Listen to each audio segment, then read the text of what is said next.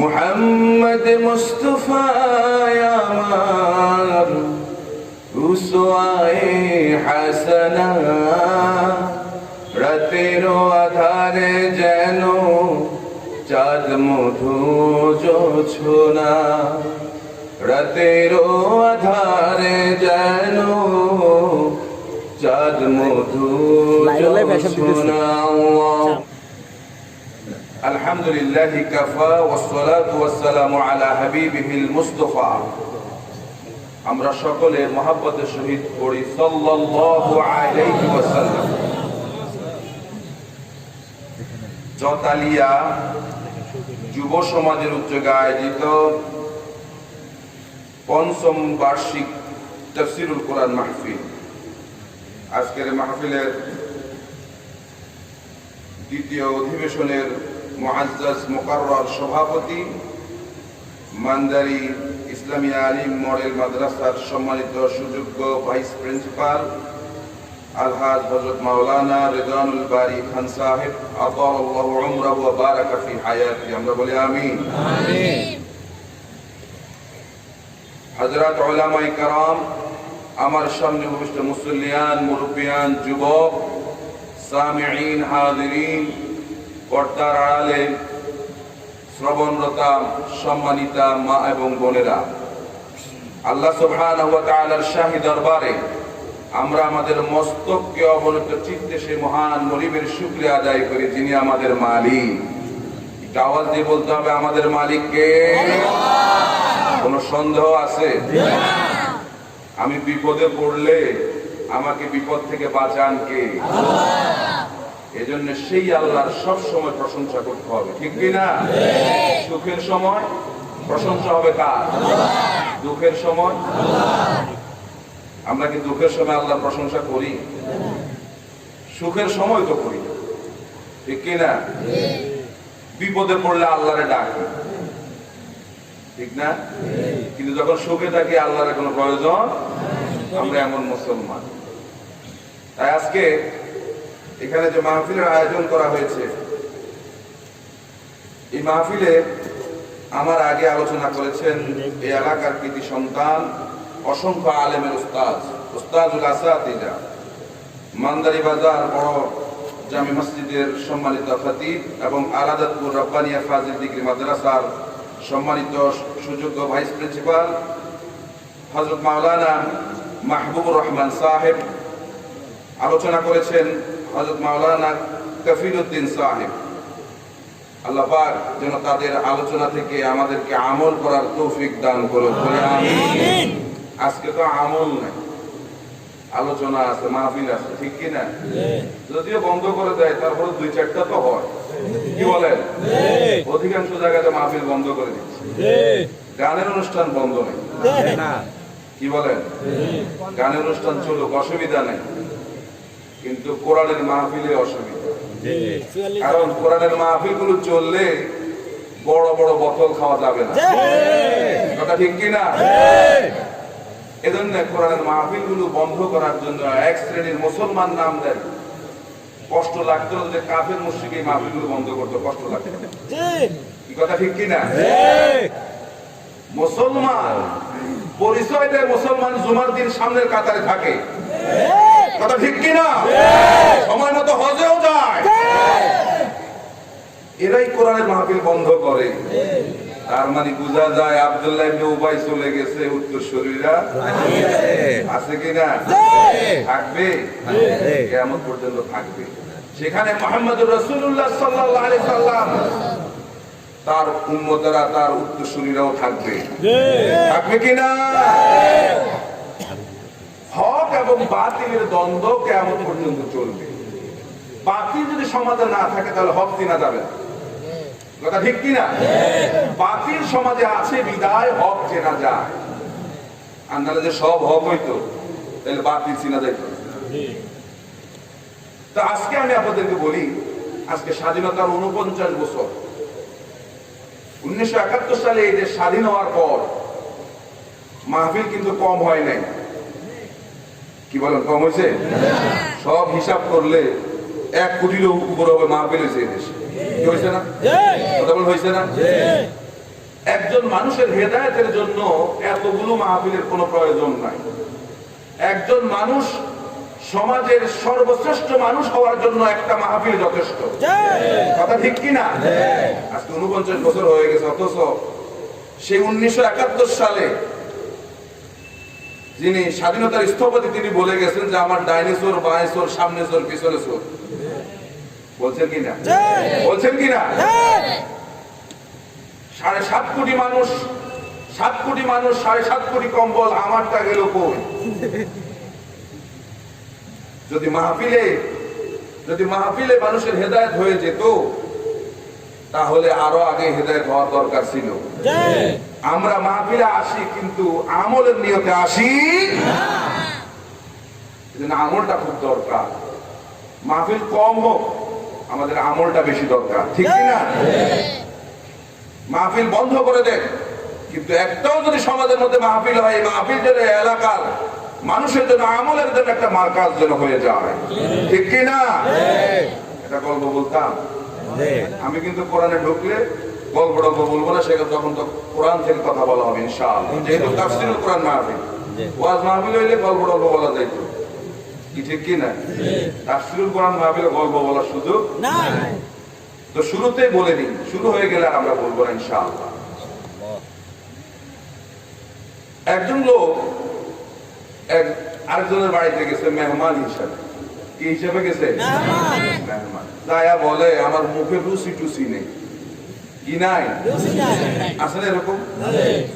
খাইতে পারি না আগের মতো। আগে ঠিক খাইতে পারতাম, কিন্তু এখন আর সেরকম খাইতে পারি না। কেন? মুখে। তো বাড়িওয়ালা আবার ওই দিন রান্না করছে ভাত এবং ডাল। কি রান্না করছে? হঠাৎ মেহমান খোঁজখবর দিয়ে গেলে না মোরগ জবা করতো। ঠিক কি না? খোঁজখবর না দিয়ে চলে গেছে। বাড়িওয়ালা রান্না করছে ভাত আর ডাল। বললো আপনার ভাবি পিছন থেকে, গর্তের ভিতর থেকে বলতেছে মেহমান হচ্ছে আল্লাহর রহমত, যাই আছে বসেন, ডাল ভাত 2টা খান। এখন এত কিন্তু আবার রুচি টুচি খুব জোর করে বসাইলো, দস্তরখান দিল সামনে। এরপরে লবণের বাটি আনলো, পানির গ্লাস আনলো, এনে ভাতের বলটা আনছে। বল এনে গেছে ডাল আনতে। ডাল আইনা দেখে ভাত শেষ, মুখে কি নাই? চিন্তা করলো মুখে রুচি নাই, ভাত আনতে ডাল শেষ। ডাল রেখে গেছে আবার ভাত আনতে, আবার ভাত আইনা দেখে ডাল শেষ, মুখে কি নাই? এইভাবে করে কয়েকবার আনা নেওয়ার পর বাড়িওয়ালি হোম মিনিস্টার, চিনেন আপনারা হোম মিনিস্টার? এই হোম মিনিস্টারের দাম আছে কিন্তু এখন আমাদের আছে না? এখন সব তারা, আমাদের কথা বলার সুযোগ কম। কি বড় পীর সাহেব, কি হুজুর, কি ভাইস প্রিন্সিপাল, কি প্রিন্সিপাল, ওই জায়গায় গেলে কথা বলেন না কেন? বাস্তব না অবাস্তব? আমার মনের কষ্ট হইল আমি ভাত আর ডাল এক জায়গা করতে পারলাম না। কথা ঠিক কিনা? আজকে আমরা যারা আলোচনা করছি আমাদের মনে একটা কষ্ট আছে। আমাদের কষ্টটা হইল আমরা ওয়াজ আর আমল এক জায়গা করতে পারলাম না। কথা ঠিক কিনা? ছোটবেলায় আমি কওমি মাদ্রাসায় পড়েছিলাম 1.5 বছর। সেখানে প্রথমে নাহুমে না হাসতুমে পড়েছিলাম। তখন গুলিস্তা একটা ফার্সি, একটা গুলিস্তা বুস্তা ফার্সি একটা কবিতার বই আছে। শেখ সাদি রহমতুল্লাহ লিখেছেন। তিনি বলেছেন ইলমে চন্দা কে বেশতরি খানি চু আমল দর তু নিস্তে নাদানি। যত বেশি জানো না কেন, কোরআন জানো, হাদিস জানো, আলেমদের মুখে কত কথা শুনেছো, যদি তোমার মধ্যে আমল না থাকে তুমি আসলে সত্যিকারের মানুষ নও, তুমি হচ্ছে একজন মূর্খ নাদান। আমাদের দেশে অনেকে অনেক কিছু জানে, আমাদেরকে তো নাকি পিটায়া মাদ্রাসায় পাঠানো হয়েছে। এদেশে বিরাট বিরাট মুফতি আছে, কোনো পিটানো লাগে নাই, পিটানো ছাড়াই আলিফ বাতা সব শিখে ফেলছে। কথা ঠিক কিনা? এমন আল্লাহর ওলিও আছে 22 বছর যাবত তাহাজ্জুদের নামাজ একদিনও ছাড়ে নাই, প্রত্যেকদিন 70 রাকাত করে নফল নামাজ পড়ে, তাহাজ্জুদের নামাজ পড়ে ভোটের বাক্সা সব পূরণ করে ফেলে। আছে না এরকম বড় আল্লাহর আছে না? আমরা এত বছর লেখাপড়া করেও এখনো, আমি ইসলামিয়া মাদ্রাসা থেকে, নোয়াখালী ইসলামিয়া মাদ্রাসা থেকে হাদিসে কামেল শেষ করেছি, ফরিদগঞ্জ কামিল মাদ্রাসা থেকে ফিকহ এবং তাফসীর দুইটাই পড়েছি। এখনো আমার দৃঢ় বিশ্বাস আমি কোরআন হাদিসের কিছুই জানি না। আজকে এখানে আসছি, জবান মুখ কদ্দুর আছে, বলার মতো আল্লাহ যদি শক্তি দেয় তাহলে বলতে পারবো, নাহলে কিছু বলতে পারবো না। কিন্তু আলিফ বাতা পড়ে আমাদের অনেক বড় বড় মুফতিরা অনেক কিছু জেনে গেছে। কথা বলেন মাসলা নাই? এজন্যে যে যত বেশি জানুক না কেন, কোরআনের জ্ঞান যদি কারো মধ্যে না থাকে সে আসলে জ্ঞানী না, সে কি মূর্খ, সে কি। আমাদের দেশের বাংলা সাহিত্যের একজন উজ্জ্বল নক্ষত্র ডক্টর শহীদুল্লাহ, তিনি বলেছেন যে তোমরা নিজেদেরকে পণ্ডিত দাবি করো, যদি কোরআনের জ্ঞান থাকে তাহলে তুমি সত্যিকারের পণ্ডিত, আর যদি কোরআনের জ্ঞান তোমার মধ্যে না থাকে তাহলে তুমি পণ্ডিত ঠিক আছো, তবে আগে শব্দ একটা বসবে, সেটা হচ্ছে মূর্খ পণ্ডিত। কি বলেন আমাদের দেশে মূর্খ পণ্ডিত আছে না নাই? আবু জেহেল নাম কি ছিল না, আগে কি ছিল? আবুল হেকাম, জ্ঞানের বুদ্ধির বাপ। আর শুধুমাত্র কোরআনের জ্ঞান না থাকার কারণে তার পরিচয় হয়েছিল কি আবু জেহেল। সেই জামানার লোকদের জ্ঞানের কিন্তু অভাব ছিল না, তারা সাহিত্যে বিরাট পণ্ডিত ছিল। সেই সময়ের প্রাবন্ধিক যারা, গল্পকার যারা, যারা শায়ের, এদের কবিতা, এদের গল্প, এদের কিচ্ছা কাহিনী এখনো আরবি সাহিত্যে উজ্জ্বল নক্ষত্র হিসাবে পরিগণিত হয়েছে। এখনো আমাদের দেশে ইউনিভার্সিটিতে ফাজেলে কামেলে সেই সমস্ত কবিদের লেখা এখনো পড়ানো হয়। তার মানে বোঝা যায় তারা জ্ঞানী ছিল কিনা। সেই জামানার একজন রাজার কাহিনী বলতে চাই, এরপরে আমরা আলোচনা চলে যাব। এক রাজা, তার খুব শখ কবিতা শোনা। কি বলে শখ অনেকের আছে না? কবিতা প্রেমী আছে না? রাজার সবসময় শখ হচ্ছে রাজা কবিতা শুনবে। তো ওই রাজ্যের কবিরাও সবসময় রাজার প্রতিদিন একটা করে কবিতা শুনাইয়া যাইত। কথা খেয়াল করেন কিনা? তো একদিন কবিরা স্ট্রাইক করলো যে আমরা প্রতিদিন রাজার কবিতা শুনাই, কিন্তু রাজা আমাদেরকে কোনো পয়সা দেয় না, বিনা পয়সায় আর কয়দিন কবিতা শোনানো যাবে? কবিরা বলতেছে আমরা রাজার আর কবিতা শোনাবো। এখন কবিরা যখন বন্ধ করে দিল, রাজার তো কবিতা শোনার কি শখ। এখন রাজা একটা ফোন দিয়ে আঁকলো যে কিভাবে কবিতা শোনা যায়। রাজা তার উজিরকে বলল, আমার এই এলাকার মধ্যে, আমার জনপদের মধ্যে শহরত করে দাও, ঘোষণা করে দাও, যে ব্যক্তি, যে কবি আমাকে একটা নতুন কবিতা শোনাতে পারবে তাকে 10,000 দিরহাম তাকে উপহার দেওয়া হবে। কথা বলছেন কিনা? কয় হাজার দিরহাম? 10,000 দিরহাম তাকে উপহার দেওয়া হবে। এখন 10,000 দিরহামের কথা শুনে যে জীবনেও কবিতা লেখে নাই, তার কবিতা লেখার শখ রাখবে কিনা বলেন? রাখবে কিনা? এখন সবাই মিলে লেখা শুরু করছে। রাজার শর্ত হইল নতুন কবিতা হইতে হবে। কি কবিতা? এখন উজির এসে বলতেছে, যাবো না, আপনি যে কবিতা শুনলে 10,000 দিরহাম করে দেবেন বলতে, সব কবিতা তো কবিতা লেখা শুরু করছে। এখন এরা সবাই যদি আপনার কবিতা শোনায় আর আপনি যদি 10,000 দিরহাম করে তাদেরকে দেন, তাহলে তো রাজ ভান্ডার একদিন কি হয়ে যাবে? রাজা কয়, বুদ্ধি আছে আমার কাছে, তোমার বলছি ঘোষণা করে দাও। শুনেন নি আমার কথা? রাজা উজিরকে বলল যে আমার এই জনপদ থেকে, এই এলাকা থেকে এমন 3 জন লোক বাছাই করে আনবা, একজন হচ্ছে এমন যে একবার শুনলেই মুখস্থ হয়, দ্বিতীয় জন হচ্ছে যে দুইবার শুনলে মুখস্থ হয়, তৃতীয় জন হচ্ছে এমন যে তিনবার শুনলে মুখস্থ হয়। এখন এরকম তিনজন লোক খুঁজে পাওয়া সেই এলাকায় তেমন কোনো দুষ্কর ছিল, খুব সহজে তিনজন লোক খুঁজে পাওয়া গেছে। এখন তিনজন এসে রাজার দরবারে হাজির। সন্ধ্যা হয়ে গেল, একজন নতুন কবি এসে বলল, রাজা সাহেব, গত রাত সারা রাত কষ্ট করে আপনার জন্য একটা কবিতা লিখে এনেছি। এই কবিতাটা একেবারে নতুন। রাজা সাহেব ওই তিনজনকে পাশে বসালো, রাজা সিংহাসনে বসলো, বলল, বলো তোমার কবিতা। কবি সাহেব কবিতা বলল। এখন কবি যখন কবিতা বলছে, রাজা বলে, এই কবিতা, আহা, এটা তো আমি জানি। রাজা সাহেব শর্ত কি ছিল? কবিতা কি হইতে হবে? এটা তো আমি জানি। তো শুধু পারে না, কারণ রাজা শর্ত কি? রাজা শর্ত। এখন রাজা সাহেব তো কবিতা জানি, তাহলে এটা নতুন হয়? কয়েকদিন যাওয়ার পরে যেমন রাজা তেমন কবি, এবং সালাক এক কবি পড়ে বসছে। কবি বুঝতে পারছে যে রাজার ঘটনাটা কি।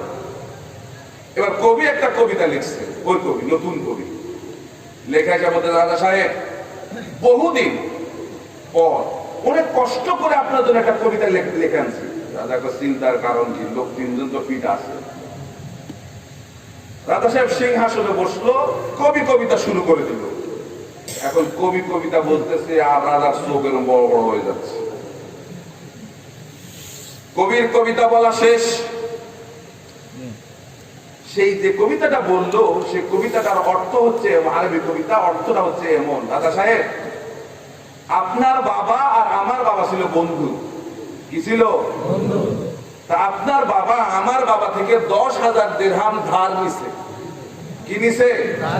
তাদের মধ্যে এই শর্ত ছিল যে ভবিষ্যৎ প্রজন্ম যখন পৃথিবীতে আসবে, তারা এই ধারটা শোধ করে দিবে। এ হচ্ছে কবিতার অর্থ। এখন রাজা চিন্তা করলো, আমি যদি বলি এটা আমি জানি, কি বলেন, দেওয়া লাগবে না? রাজা ধরা খাইছে নি? শুধু রাজা না, যদি বলে তিনজনও জানে, তাহলে সাক্ষীও। এবার রাজা কয়, বহুদিন পরে তুমি এমন একটা কবিতা নিয়ে আসছো যেটা আমিও জানি না, আমার তিনজনও জানে। ভাইরা, আমি বুঝাতে চাইছি কি, যে সে জামানা এরকম পণ্ডিত লোক ছিল, কিন্তু কোরআনের জ্ঞান না থাকার কারণে আবুল হেকামের নাম হয়েছে আবু জেহেল। সুতরাং এই দেশে যারা পণ্ডিতিপূর্ণ কথা বলে, এদের কোরআনের জ্ঞান নাই, এরা সে আবু জেহেলের মতো মূর্খ পণ্ডিত। ঠিক কিনা? আমরা কোরআন শুনতে এসেছি, ভূমিকা দীর্ঘায়িত না করে বিরাট আলোচনা। আমাকে কর্তৃপক্ষ এমন একটা সূরা আমার আলোচনা করবার জন্য বলেছেন। আসলে আমার মধ্যে ইলম কালাম তেমন কিছু না, শুধু মাইক বাজ, এই। তো এটা হচ্ছে এমন একটা আলোচনা, এটা হচ্ছে সাম্প্রতিক সময় বাঁচার জন্য একটা আলোচনা, বাঁচা। অর্থাৎ এখন জমিনের উপরে আলোচনা কিন্তু করা যায় না, আলোচনা হয় মাটির নিচে আর কোন জায়গা, মাটির উপরে আলোচনা। এই দুটা আলোচনা করলে নিরাপদ, বক্ত ভালো। কথা ঠিক কিনা? জমিনের মাঝখানে কথা বলতে গেলে বিপদ। কি বলেন?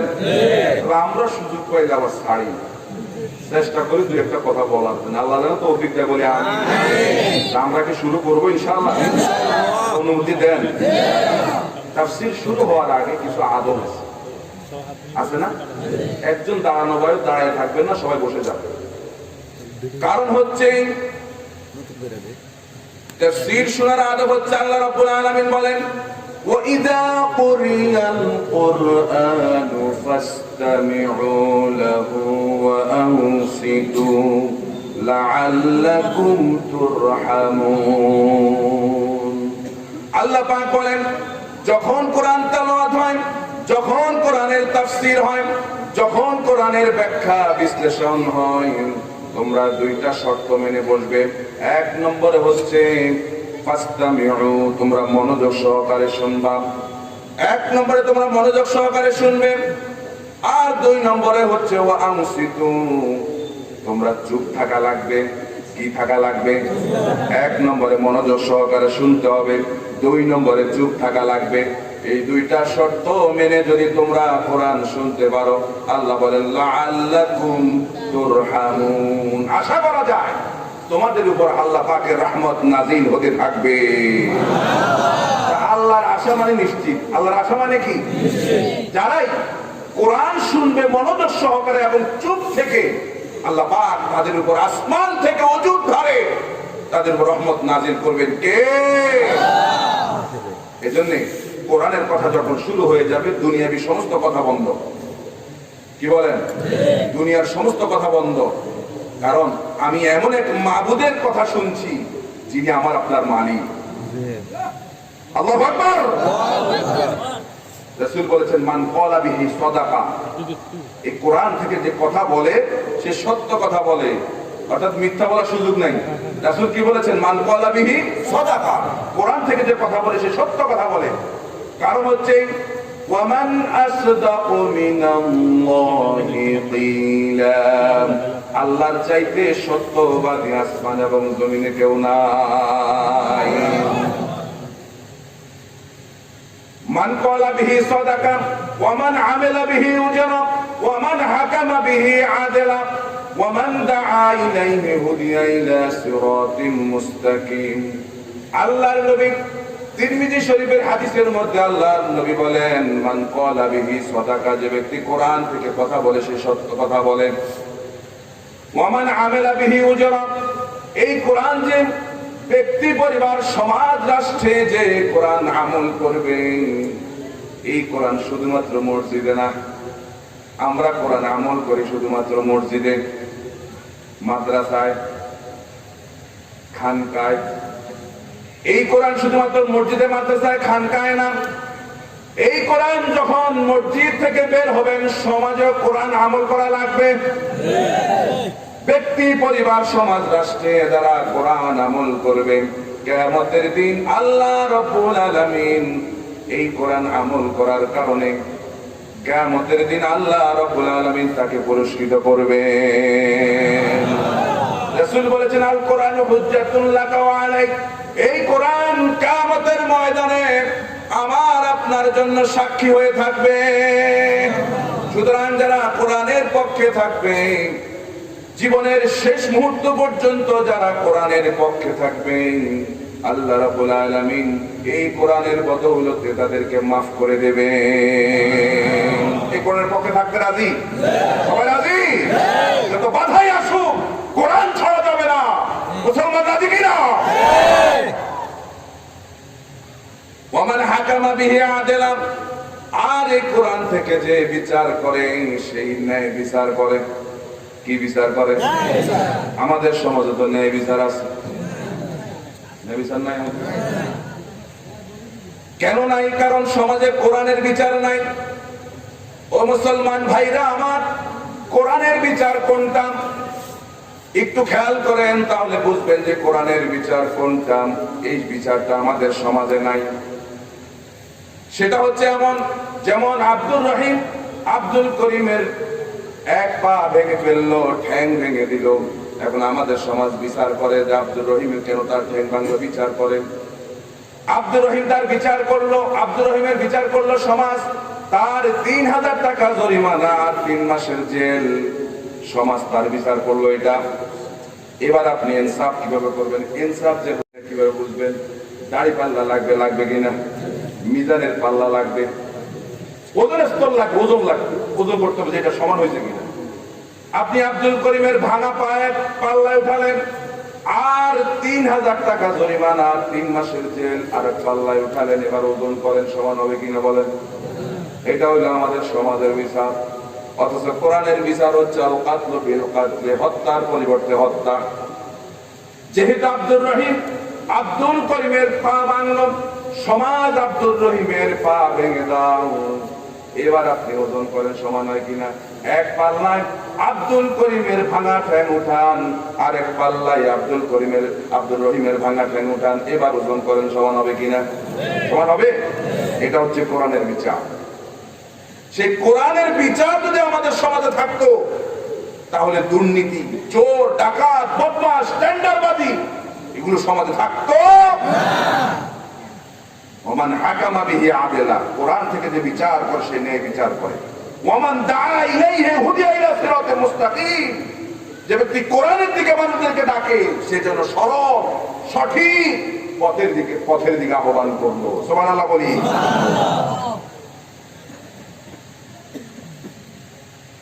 প্রিয় ভাইরা, তাহলে আসুন আমরা দেরি না করে শুরু করি। আউযু বিল্লাহি মিনাশ শাইতানির রাজীম। বিসমিল্লাহির রাহমানির রাহিম।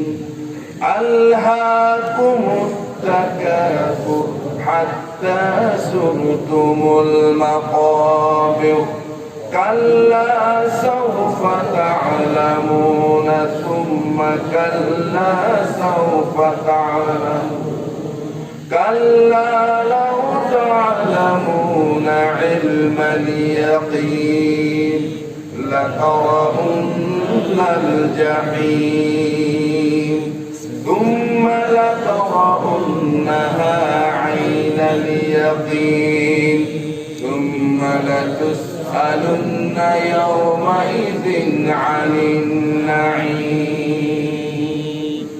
সূরা আত-তাকাসুর কোরআনুল কারীমের 102 নম্বর সূরা। এই সূরায় 8টি আয়াত আছে, একটি রুকু আছে, 28টি শব্দ আছে, 122টি বর্ণ আছে। সুবহানাল্লাহ বলি। ভাইরা, আমরা যারা আজকে তাফসীরের মাহফিলে এসেছি, এখান থেকে কিছু বাড়িতে নিয়ে যাওয়া লাগবে। আমি যদি এখন আপনাদেরকে প্রশ্ন করি, আমরা যে সূরা থেকে আজকে শুনবো সেই সূরার নাম সূরা আত-তাকাসুর। এটি কোরআনুল কারীমের কত নম্বর সূরা? 102। এর মধ্যে আয়াত আছে কতটি? 8টি। রুকু আছে কতটি? শব্দ আছে কতটি? বর্ণ আছে 122টি। কয়টি? 122টি। আলহামদুলিল্লাহ। এই কথা আমি শেষে আবার প্রশ্ন করব, মনে থাকবে? মনে থাকবে? আল্লাহ যেন মনে থাকার সুযোগ দেয়, বলে আমি। তাহলে সূরা আত-তাকাসুর এটি রাসূল করিম সাল্লাল্লাহু আলাইহি সাল্লামের হিজরতের পূর্বে নাজিল হয়েছে বিধায় তাফসীরের ভাষায় এই সূরাটিকে মাক্কি সূরা হিসেবে গণনা করা হয়েছে। তাহলে সূরা মাক্কি সূরা। আর তাকাসুর শব্দের অর্থ হচ্ছে অধিক পাওয়ার আকাঙ্ক্ষা। আমরা আগে সরল তরজমা করব, তারপর ইনশাআল্লাহ ব্যাখ্যায় যাব। আল্লাহ যেন আমাদেরকে সেই তৌফিক দেয়, বলে আমিন। আল্লাহ সুবহানাহু ওয়া তাআলা বলেন, আলহাকুমুত তাকাসুর, ধন সম্পদ, সন্তান, প্রাচুর্যের প্রতিযোগিতা তোমাদেরকে অমনোযোগী করে ফেলেছে। হাত্তা যুরতুমুল মাকাবির, যতক্ষণ না পর্যন্ত তোমরা কবরস্থানে পৌঁছে যাও। কাল্লা সাউফা তা'লামুন, এটা সঙ্গত নয়, তোমরা খুব শীঘ্রই তোমরা জানতে পারবে। সুম্মা কাল্লা সাউফা তা'লামুন, আবার বলছি এটা সঙ্গত নয়, তোমাদের উচিত না, তোমরা খুব শীঘ্রই জানতে পারবে। কাল্লা লাউ তা'লামুনা ইলমাল ইয়াকিন, কখনো নয়, যদি তোমরা পরকালের ব্যাপারে জ্ঞান রাখতে, সঠিক বিশ্বাস রাখতে, তাহলে তোমরা অমনোযোগী হতে না। লা তারাউন্নাল জাহিম, এখন তোমরা কিন্তু জাহান্নামকে দেখবে। এখন তোমরা কি দেখবে? জাহান্নাম দেখবে। সুম্মা লা তারাউন্নাহা আইনাল ইয়াকিন, আবার বলছি তোমরা এখন চাক্ষুষ প্রত্যয়ে তোমরা জাহান্নামকে প্রত্যক্ষ করবে। সুম্মা লা তুসআলুন্না ইয়াওমাইযিন আনিন নাঈম, এরপরে তোমাদেরকে আল্লাহ সুবহানাহু ওয়া তাআলা দুনিয়ায় যে সমস্ত নেয়ামত দিয়েছেন, সমস্ত নেয়ামত সম্পর্কে আল্লাহ পাক হাশরের ময়দানে তোমাদেরকে প্রশ্ন করবে। এই হচ্ছে তেলাওয়াতকৃত আয়াতের সরল তরজমা। একটা তাফসীর বুঝার জন্য, একটা কোরআনের আয়াত বুঝার জন্য, একটা সূরা বুঝার জন্য তার শানে নুজুলকে আগে বুঝতে হবে। আরবিতে বলে শানে নুজুল, বাংলাতে বলে প্রেক্ষাপট, ইংরেজিতে বলে ব্যাকগ্রাউন্ড। এই সূরা আল্লাহ পাক কেন নাজিল করলেন এটা আগে জানা লাগবে। মক্কার দুইটা গোত্র, বনু আব্দে মানাফ এবং বনু সাহাম, এই দুই গোত্র একজন আরেকজনের সঙ্গে অহংকার করত, তর্কাতর্কি করত এই নিয়ে যে আমাদের বংশের মধ্যে নেতার সংখ্যা বেশি, শিল্পপতি বেশি, এরপর টাকাওয়ালা বেশি, ক্ষমতাওয়ালা বেশি। এই তর্কাতর্কি কিন্তু এখন আর নাই আমাদের সমাজ। কথা বলা আসেনি? কারা করে? হাওলাদার ফ্যামিলি, পরিবার আর পাটোয়ারিরা করে কিনা? এটা কেউ সাপোজ উদাহরণ দিলাম আর কি। আমার হাওলাদার বাড়ি কেউ থাকলে মনে করতে নিয়ে না। আমাদের বাড়িতে শিল্পপতি বেশি, টাকাওয়ালা বেশি, ক্ষমতাধর বেশি, ক্ষমতাওয়ালা বেশি, এরকম অহংকার করে না? করে কিনা? বাক বিতরণটা করে কিনা? মনে করে আব্দে মানাফ এবং বনু সাহাম এই দুইটা গোত্র এগুলো নিয়ে তর্কাতর্কি করতেছে। এক পর্যায়ে গণনা করতে গিয়ে দেখা গেল যে বনু আব্দে মানাফের শিল্পপতি বেশি, তাদের টাকাওয়ালা বেশি, নেতা বেশি, ক্ষমতাধর বেশি। এখন বনু সাহাম তো আমাদের কি কম নেই, আমাদের গুলা চলো, আমাদের গুলা এক জায়গায়, আমার গুলা সব কবরবাসী হয়ে গেছে, আসো কবরে গিয়ে গণনা শুরু করে দিই। চলে গেছে কবরে, কবরস্থানে যায় বলতেছে এই যে কবর দেখো না, এটা হচ্ছে আমার অমুক নেতার কবর। এই যে কবর দেখো, এটা হচ্ছে আমার অমুক নেতার কবর। এই যে কবর দেখতেছো, এটা হচ্ছে আমার অমুক নেতার কবর। এভাবে করে গুনতে গুনতে দেখা গেল বনু সাহাবের নেতার সংখ্যা বেশি। আল্লাহ পাক তাদের এহেন কর্মকাণ্ডের কারণে এই সূরা নাজিল করলেন, সূরা তাকাসুর আল্লাহ পাক নাজিল করে দিলেন। সুবহানাল্লাহ বলেন। এর দ্বারা আল্লাহ পাক শুধু সেই সময়ের মুশরিক কাফেরদেরকে বুঝান নাই, আল্লাহ পাক এর দ্বারা বুঝিয়েছেন। তাফসীরে কুরতুবীর মধ্যে ইমাম কুরতুবী রাহিমাহুল্লাহ তিনি তাফসীর করতে গিয়া শানে নজুলে গিয়ে তিনি ইবনে আব্বাস থেকে শানে নজুলটা তিনি নকল করে আনতে গিয়ে তিনি বলেছেন যে এটা শুধুমাত্র সেই জামানার লোকদের জন্য নয়, এটা হচ্ছে সর্বকালের সব যুগের লোকরা যারা দুনিয়া নিয়ে মত্ত হয়ে আছে, দুনিয়ার অহংকার এগুলোর মধ্যে পড়ে আছে, আখিরাতকে যারা ভুলে গেছে, তাদের জন্যই এই সূরাটা হচ্ছে একটা শিক্ষা। আমি তো মনে করি একজন মানুষকে আখিরাতমুখী করার জন্য, পরকালমুখী করার জন্য, একজন মানুষকে জান্নাতি মানুষ বানাবার জন্য এই সূরাটা সব সময় আমাদেরকে এই সূরার ব্যাখ্যা বিশ্লেষণটা পড়া দরকার, জানা দরকার। আপনারা কি মনে করেন? এই সূরার বিষয়বস্তু হচ্ছে মূল বক্তব্য এটা হচ্ছে যে প্রাচুর্যের লোভ মানুষকে আখিরাতকে ভুলিয়ে রেখেছে, কিন্তু তাকে যে এই দুনিয়া ছেড়ে চলে যেতে হবে। অনেক মানুষ বেমালুম কাফের মুশরিকরা তো এটা ভুলে গেছে, এই দুনিয়া ছেড়ে তাদেরকে যেতে হবে, এটা তো তারা ভুলে গেছে। অনেক মুসলমানের সন্তান বেমালুম ভুলে গেছে তাদের একটা পরকাল আছে। কি বলেন? যদি মুসলমান যদি এটা না ভুলতো, তাহলে মুসলমানের সন্তানেরা আজকে কোরআনের মাহফিল বন্ধ করতে পারতো না। কথা ঠিক কিনা? মুসলমানের সন্তানেরা দুর্নীতি করতে পারতো না, মুসলমানের সন্তানরা টেন্ডারবাজি করতে পারতো না, মুসলমানের সন্তানরা মিথ্যা কথা বলতে পারতো না, মুসলমানের সন্তানরা রাস্তা চুরি করতে পারতো না। কি কথা ঠিক কিনা? জনগণের হক নষ্ট করতে পারতো না, করেনি মুসলমানের সন্তান। তার মানে কি বোঝা যায়? দুনিয়ার লোভ লালসা তাদেরকে পরকাল সম্পর্কে গাফিল করে ফেলেছে, অমনোযোগী করে ফেলেছে। এজন্য কবি বলেন, ইয়া মান বিদুনিয়া হুশতাগাল قد غره طول الأمل الموت يأتي بغتة والقبر صندوق العمل الله أكبر يا من بالدنيا اشتغل ও হে দুনিয়া ওয়ালা, যে দুনিয়ার মত্ত হয়ে আছো, দুনিয়ার মধ্যে গাফেল হয়ে আছো, মনে করছো যে বিরাট একটা হায়াত পাবা, বিরাট সময় পাবা। এই বিরাট সময়টা দুনিয়াটা তোমাকে ধোঁকা দিয়ে ফেলেছে। আল মাউতু ইয়াতি বাগতাতান, যে মৃত্যু একদিন হঠাৎ তোমার মৃত্যু চলে আসবে। ওয়াল কবরু সুনদুকুল আমাল, আর তোমার কবরটা হবে তোমার আমলের সিন্ধু। অর্থাৎ কবর যদি আমল থাকে তাহলে বাঁচতে পারবা, আর নাইলে কিন্তু খবর আছে না নাই? আছে কি না? প্রিয় ভাইরা আমার, আজকে দুনিয়া নিয়ে মারামারি, সম্পদ নিয়ে মারামারি, কাটাকাটি, এমন অনেক মুরব্বীও আছেন এক পা কবরে চলে গেছে, তারপরেও সম্পদ নিয়ে মারামারি, ভাই ভাই মারামারি শেষ হয় নাই।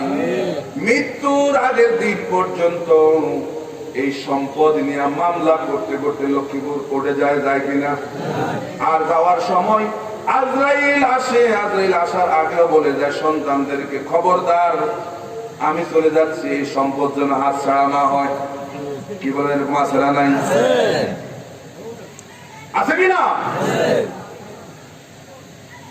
এজন্যে বুজুর্গরা বলছেন, বুজুর্গরা মুরব্বীরা বলেছেন, আর দুনিয়া ওজিফা ওয়া তালিবুহা কিলাব। আর দুনিয়া ওজিফা, দুনিয়া হচ্ছে একটা মরা লাশ। কি লাশ? দাম আছে? মরা লাশের দাম আছে?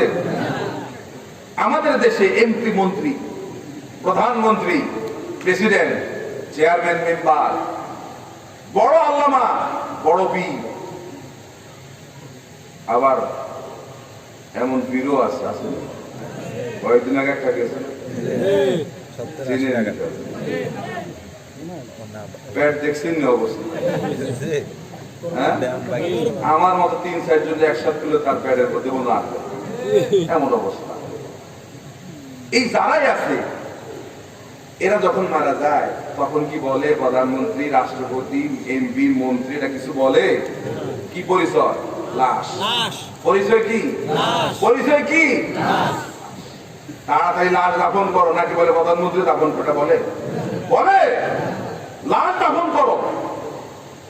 এই জন্য মুরব্বীরা বলেন আর দুনিয়া ওজিফা, দুনিয়া হচ্ছে একটা মরা লাশ। ওয়া তালিবুহা কিলাব, আর এই মরা লাশ নিয়ে মারামারি করে কুকুরেরা। কারা? কুকুরেরা।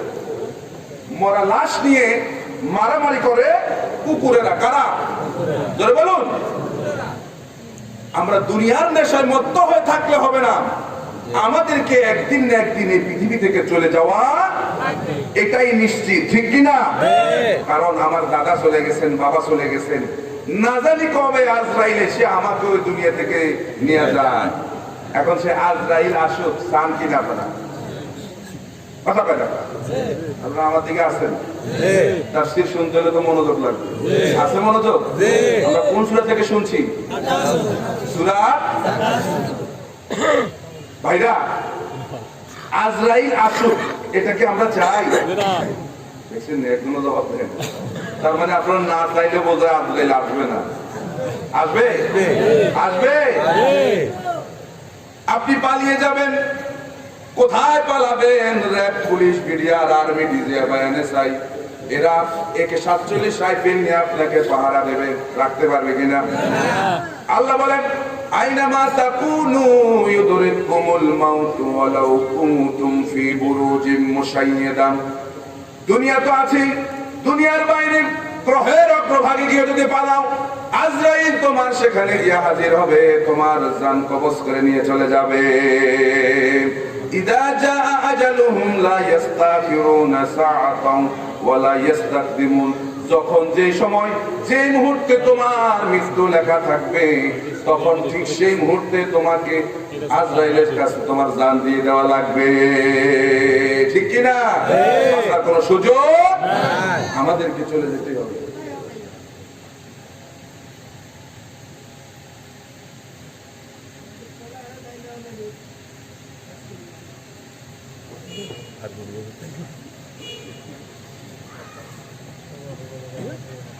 تطع أكثر من في الأرض يضلوك عن سبيل الله إن يتبعون إلا الظن وإن هم إلا يخرصون الله أكبر سورة الأنعام 116 নম্বর আয়াতের মধ্যে আল্লাহ রাব্বুল আলামিন রাসূলকে সাবধান করে বলেন, হাবিব, তুমি যদি পৃথিবীর অধিকাংশ মানুষের পরামর্শ অনুযায়ী যদি চলো, তাহলে এরা তোমাকে আল্লাহর সঠিক রাস্তা থেকে অন্য রাস্তায় এরা তোমাদেরকে নিয়ে যাবে। কারণ পৃথিবীর অধিকাংশ মানুষ তাদের ধারণা মতে চলে, মন মস্তিষ্ক প্রসূত জ্ঞান অনুযায়ী তারা চলে। তার মানে বোঝা যায় যে পৃথিবীর অধিকাংশ মানুষ ভালো, অধিকাংশ মানুষ কি খারাপ। রাসূল করিম সাল্লাল্লাহু আলাইহি সাল্লাম বলেন, কিয়ামতের ময়দানে আল্লাহ রাব্বুল আলামিন আদম আলাইহিস সালামকে বলবেন, ইয়াকুলুল্লাহু ইয়া আদম ফায়াকুলু লাব্বাইক ওয়া সা'দাইক ওয়াল খায়রু ফি ইয়াদাইক। যখন আল্লাহ রাব্বুল আলামিন আদম আলাইহিস সালামকে ডাক দিবেন, আদম আলাইহিস সালাম বলবেন, রব্বুল আলামিন কি বলেন, আমি হাজির। সুবহানাল্লাহ। ক্বালা, আল্লাহ পাক বলবেন, ইয়াকুলু আখরিজ বাসান নার, তোমার সন্তানদের মধ্য থেকে একটা সংখ্যা জাহান্নামের দিকে নিয়ে যাও। আদম আলাইহিস সালাম তখন আল্লাহকে প্রশ্ন করবে, ওয়ামা বাসুন নার, সেই সংখ্যাটা কেমন হবে, কত সংখ্যা জাহান্নামের দিকে নিয়ে যাব? আল্লাহ রাব্বুল আলামিন আদম আলাইহিস সালামকে তখন বলবেন, ক্বালা মিন কুল্লি আলফিন তিসআমিয়াতিন ওয়া তিসআতান ওয়া তিসঈন, প্রত্যেক হাজারে 999 জনকে জাহান্নামের দিকে নিয়ে যাও। তাহলে প্রত্যেক হাজারে কতজন যাবে জাহান্নামে? 999 জন যাবে জাহান্নামে। তাহলে পার্সেন্টেজে কত বললো ভাইরা? যদি 100 জনে যদি বলতো যে 99 জন জাহান্নামে যাবে, একজন জান্নাতে, তাহলে কি হতো? পার্সেন্টেজ এক। এখন 1% 10 ভাগ করলে যা থাকে, তাহলে 0.01% যাবে জান্নাতে, আর সব যাবে কোথায়? চোখটা বন্ধ করেন না যে আমার আপনার অবস্থান কোথায়। আমরা খুব লম্বা লম্বা কথা বলি, চেয়ারম্যান সাহেব বলছে লম্বা লম্বা কথা বলি, আসলে ঠিক আমার আপনার অবস্থান কোথায়? আমি কি নিজেকে জাহান্নামের আগুন থেকে বাঁচাইতে পারছি কিনা? কেউ বলতে পারবো? আমাদের দেশে তো অনেকে জান্নাতের টিকিট দেয়, কি বলেন, দেয় না? কিয়ামতের দিন জাহাজ নিয়ে আসবে, আর লোক মুরিদরা শুধু জাহাজের মধ্যে উঠবে আর জান্নাতে নিয়ে আসবে। বাইরে এরকম কথা আছে না? নাই? আছে কিনা? কিয়ামতের মাঠে পানি হবে, একটা হাদিসও পাইলাম না। আমরা পাইছি নি কোন? কিয়ামতের মাঠটা হবে তামার জমি। কিসের জমি? এখন এই তামার উপর দিয়ে জাহাজ চলবে কেমনে ভাই? চলতে পারবে? এই সমস্ত আজগুবি কথা দিয়া মানুষের ঈমান নষ্ট করা ঠিক হবে না, ঠিক কি না?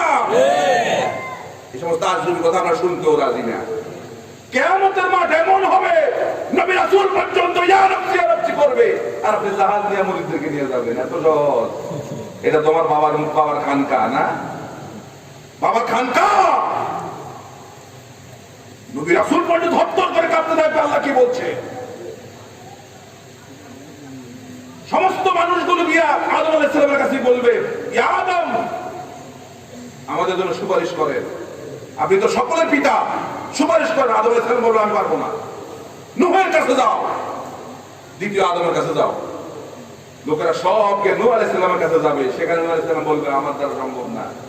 ইব্রাহিমের কাছে যাও, জাতির পিতা। কে জাতির পিতা?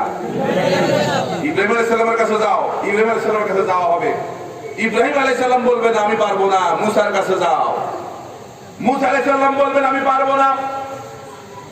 যেহেতু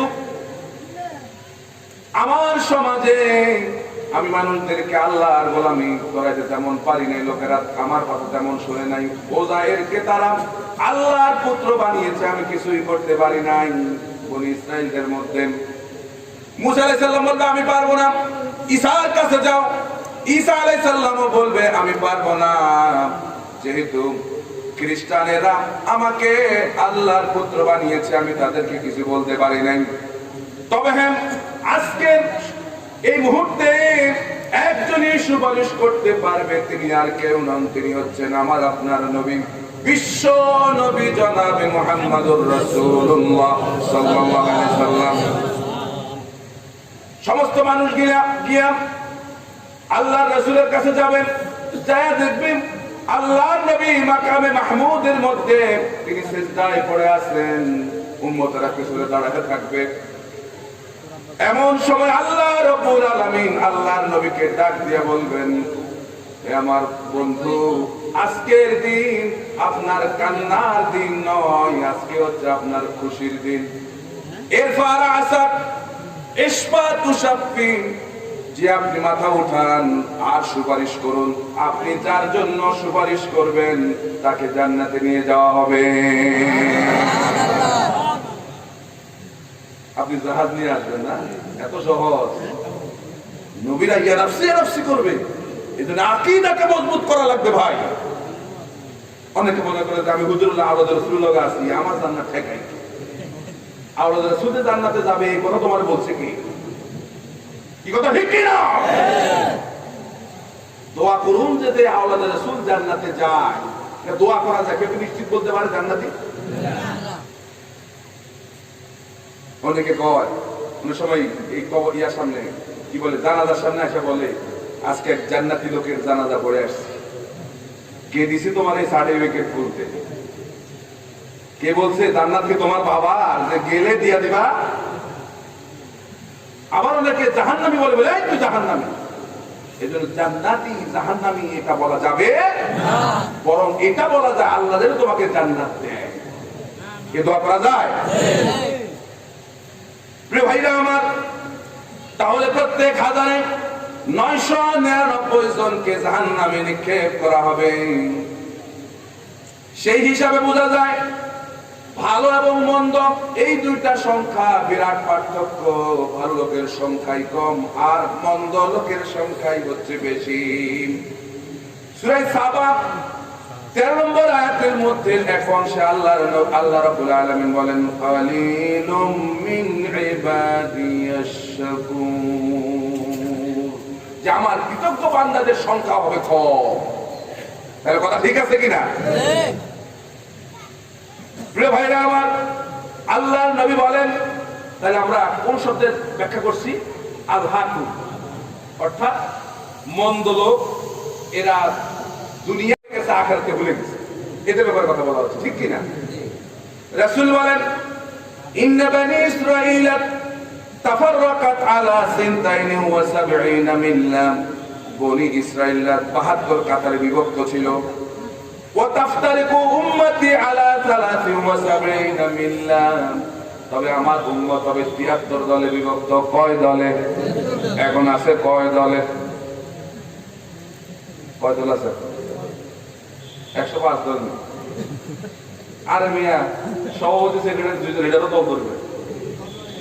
কেরম আছে না এরকম? চেয়ার একটা, টেবিল একটা, দল একটা। কত দল ইদানিং বাড়িয়েছে, নাম নিতে কিন্তু এজন্য নিলাম। তাহলে রাসূল বলেছেন আমার উম্মতের মধ্যে হবে কত দল? দেখেন এই দেশে কত দল আছে, আমরা সবার আল্লাহকে একজনই তো, সবার আল্লাহ রাসূল মুহাম্মদুর রাসূলুল্লাহ সাল্লাল্লাহু আলাইহি ওয়াসাল্লাম। অনেক রাসূল আছে কিন্তু আমাদের রাসূল মুহাম্মদুর রাসূলুল্লাহ সাল্লাল্লাহু আলাইহি ওয়াসাল্লাম। কোরআন এক, কয়টা? এক। সবই তো আমাদের প্রভু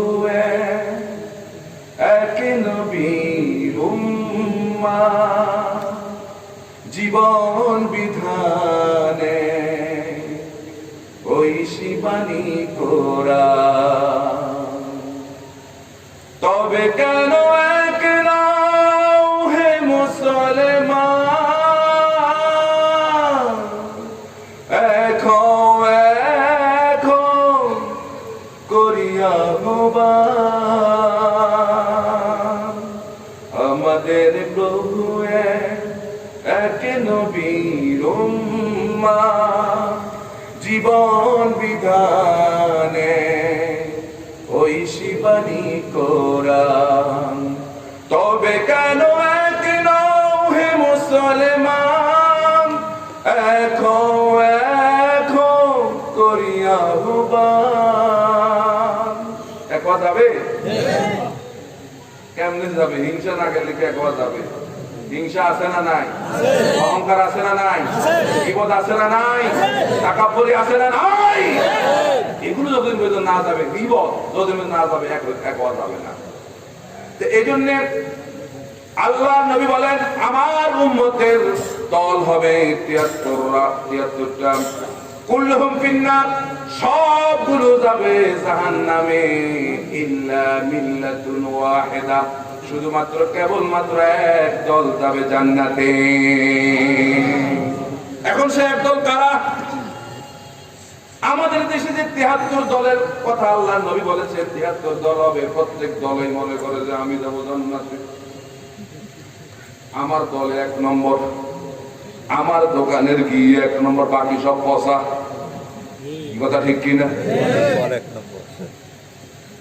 আমার জান্নাত ঠেকায় কে? আমার দল ১ নম্বর দল, আমি সেরা। আছে না? আছে কিনা? এখন কে ১ নম্বর? অমুকের আকীদা খারাপ, আছে না এরকম? অমুক দলের আকীদা নষ্ট। এরা কোন ইসলামিক দলে না। বলে কিনা? বলে কিনা? কে ইসলামিক দল? এটা তুমি বিচার করার কে? তুমি বিচার করার কে? রাসূলকে প্রশ্ন করা হলো, ওমান হিয়া রাসূলুল্লাহ, এরা কারা?